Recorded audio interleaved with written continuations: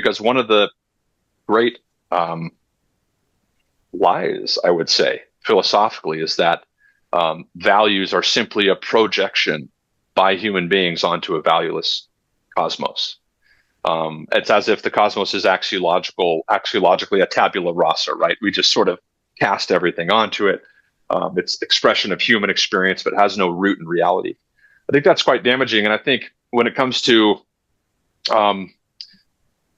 Harari versus somebody like McGilchrist argues that this realm of timeless value, which exists in a kind of domain of possibility, right? It emerges throughout history, certain emerges into clarity in certain ways. But when it does, it proclaims itself to human experience, right? And I love that because it's like when you see a color, the color announces itself. You don't have to sit back and sort of deduce, what color you're looking at. You realize it perceptively in your perception. I think we meet value, we meet the timeless in that way. And at least for Whitehead, what's happening at every moment is the temporalization of the eternal, right? And what is at stake in the process of the universe are achievements of value at every stage.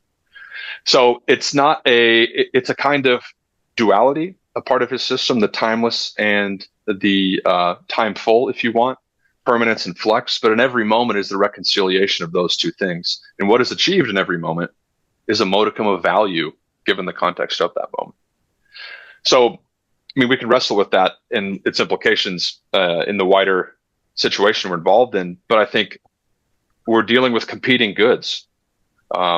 Values and their inverse doesn't show that values aren't relevant. It shows that we're dealing with a spectrum or hierarchy of values.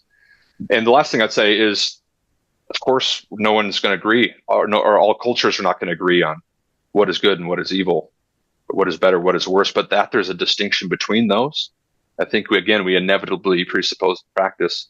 And to the extent we can clarify what we agree on when values compete, I think this is going to assist us with the current division we're facing.